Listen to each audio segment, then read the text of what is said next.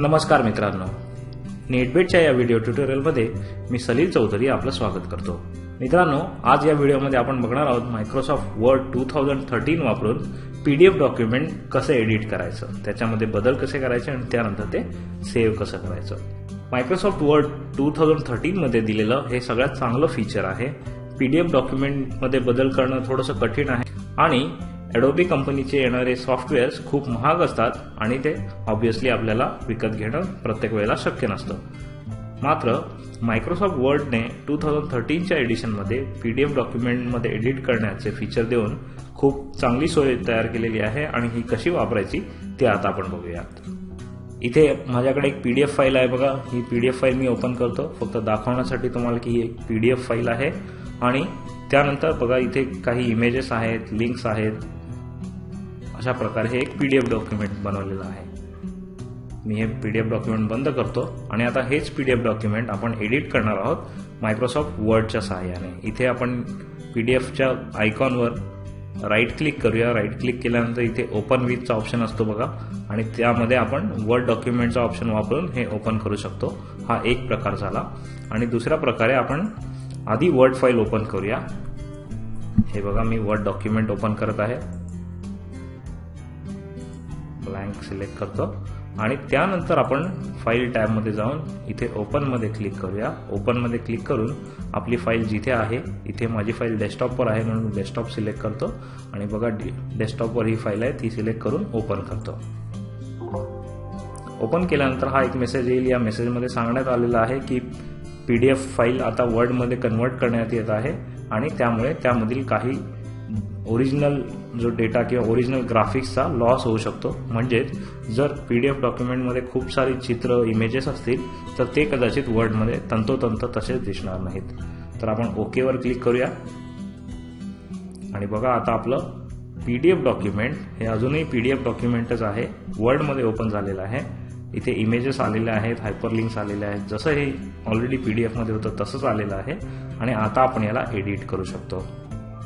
Image आपण change करू शकतो, इमेजची साईज चेंज करू शकतो किंवा एखादा टेक्स्ट पार्ट असेल तो टेक्स्ट पार्ट चेंज करू शकतो। समजा याचं मला फॉन्ट वाढवायचा आहे तर बघा मी असा फॉन्ट वाढवलेला आहे किंवा यामध्ये काही ऍड करायचं असेल तर ते देखील आपण ऍड करू शकतो।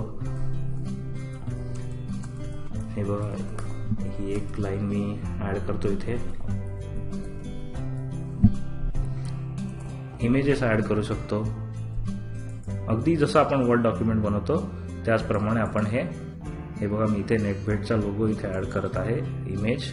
अशा प्रकारे आपण इमेज ऍड करू शकतो। जसं आपण वर्ड डॉक्युमेंट एडिट करतो त्याप्रमाणे हे एडिट करू शकतो आणि त्यानंतर एडिटिंग झाल्यानंतर पुन्हा एकदा आपण फाईलवर जाऊन सेव्ह ॲज करूया।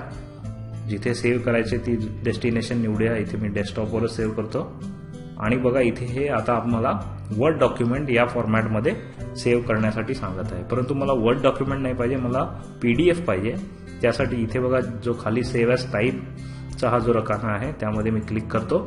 खूप सारे ऑप्शन्स ओपन होतील, त्यापैकी पीडीएफ वाला ऑप्शन निवडूया आणि या फाईलला मी आणखीन वेगळं नाव देतो कारण ही ऑलरेडी आहे आणि आता आपण याला सेव्ह करूया। ही बघा ही फाईल ओपन झालेली आहे। आता यामध्ये चेंजेस जे आपण केलेले ते देखील दिसत आहे।